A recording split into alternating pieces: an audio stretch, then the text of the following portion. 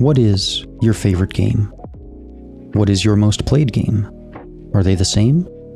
If not, you're just like me. One of my favorite games of all time is Halo 3. Not from the Master Chief Collection, the original Xbox 360 release. And while I no doubt have a ton of time spent in it from those golden years, it's not a title I go back to as much as you might guess, not even with the Master Chief Collection. I could easily play the campaign multiple times a year, and I could absolutely queue up for some Slayer or Team SWAT on a regular basis. But I don't. At least I don't with any amount of frequency.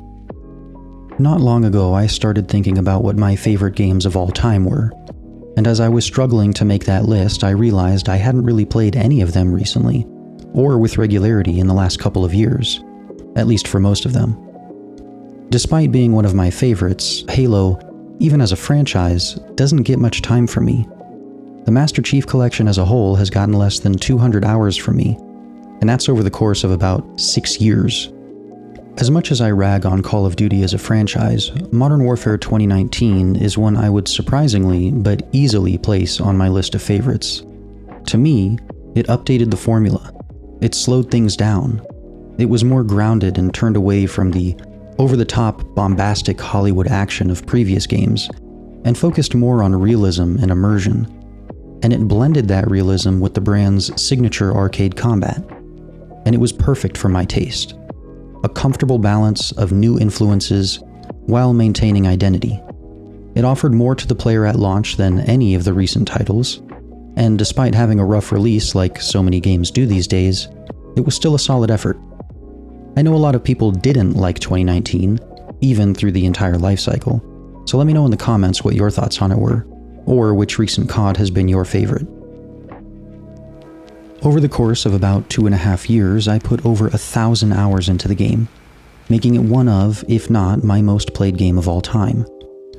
However, even though it's sitting comfortably on my list of favorites, it can't hold a candle to Halo. Not even close, nor will it ever.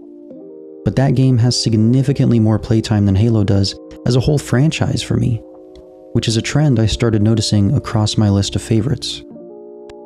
The original Doom, released in 1993, is another that sits high on my list, and there are a lot of reasons I love it. Part nostalgia, part sentimental, part appreciation for its importance in video game history and the impact it had on the industry, and the rest the gameplay and style itself, of course. It's ironically almost like a comfort zone for me. Doom's campaign is one I play about once a year. I've probably completed Doom's story more than any other game, the only contender being Halo 3. But that's because me and my friends would just play the campaign over and over again, almost on a weekly basis. But that was when we were younger and didn't know what responsibilities were yet. Doom is one I keep coming back to. I played it as a kid, and I play it now, and I can keep playing it, and have no doubts that I will. I have it on my phone, on my Switch, on my Xbox, and on Steam, and I'm sure I'll keep coming back to it year after year, further widening the gap between it and any other game for most completions. Elder Scrolls Oblivion is also very high on my list, but I haven't touched that in what feels like ages. I'm pretty sure I only beat it once, maybe twice, and then messed around with new characters, doing challenges, funny builds, role-playing, and just exploring. But after I was done with those characters, I never really went back. I played it maybe a few months ago just to record some clips, but other than the 20 minutes or so I played during that, I'm pretty sure it's been multiple years since I even had it installed. But I still look back at it and consider it a favorite, easily. It's a world that pops into my head often, and one that I happily let my mind wander through.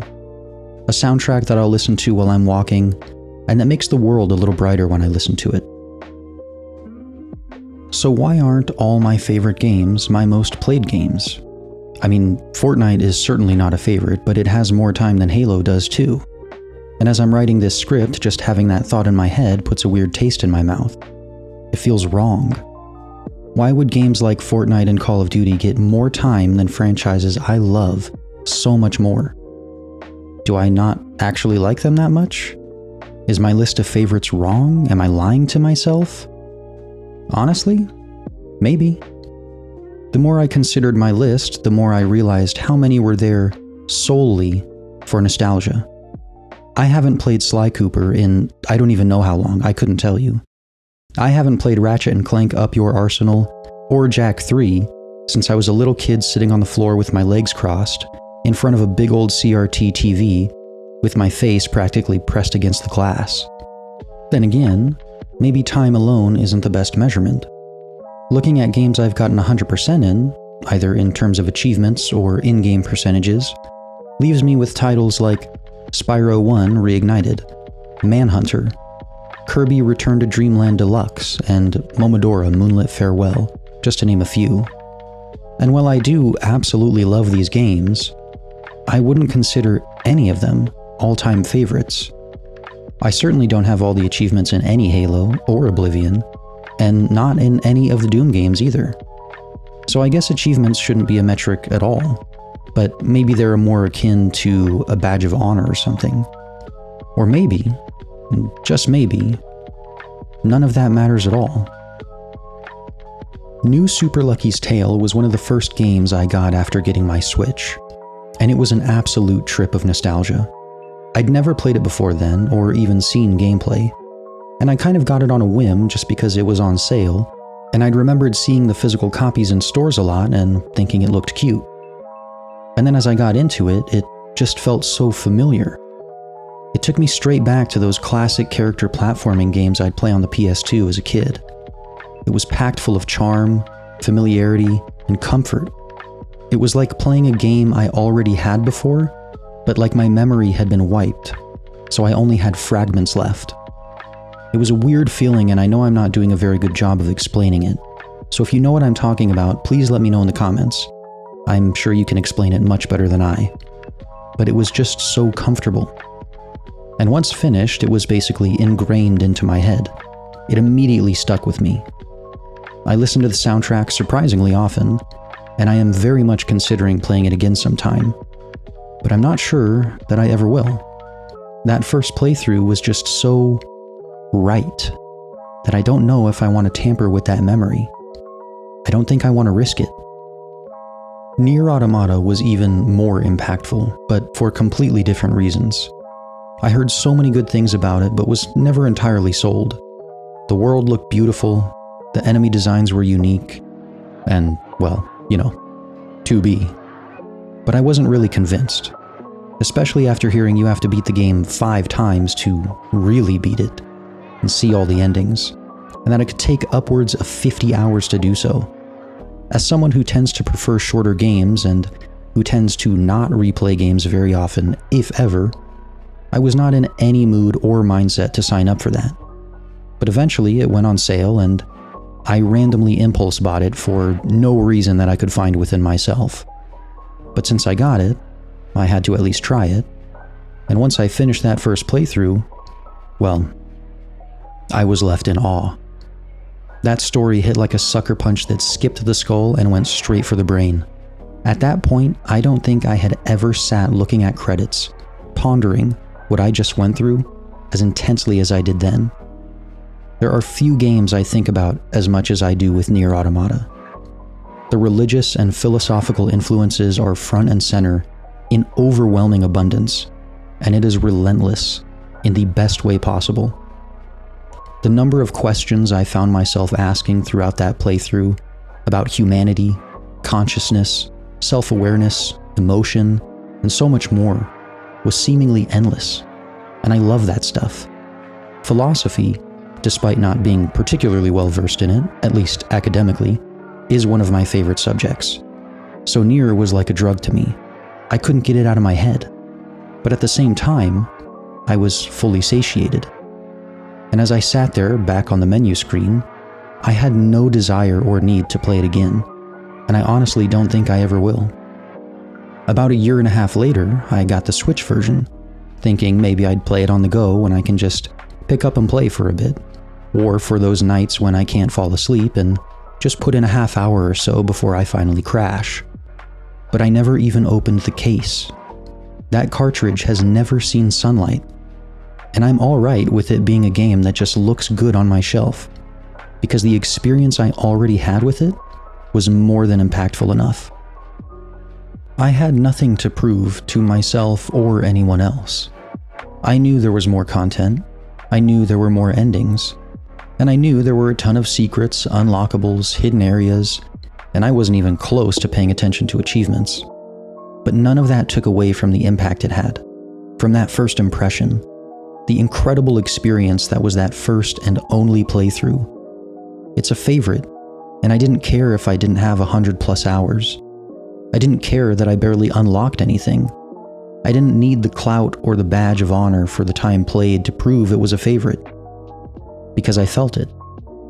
Another thing is I wasn't even good at the game. I got lost a lot. I spent a bunch of time just wandering around.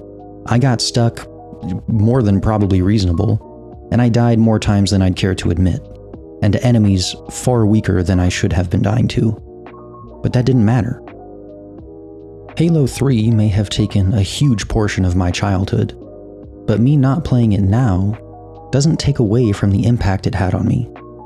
I don't need to keep playing it. It doesn't need to be my most played game to be my favorite. I didn't need all the Vidmaster achievements back then, or to have recon armor or the flaming helmet.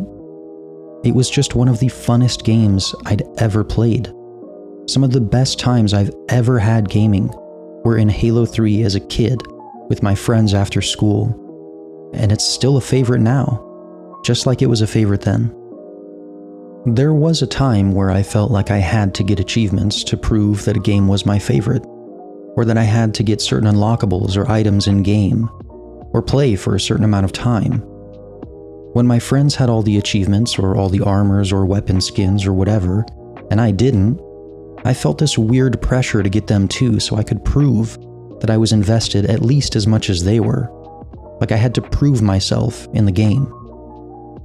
How could Modern Warfare 2019 be my favorite COD if I didn't even have the Damascus camo? Well, I did actually end up getting Damascus, and on a lot of the optional weapons too, but that's besides the point because you know what I mean. How could a game you've only beaten once be a favorite? It took me a while before I finally realized my favorites were my favorites because they did what mattered to me.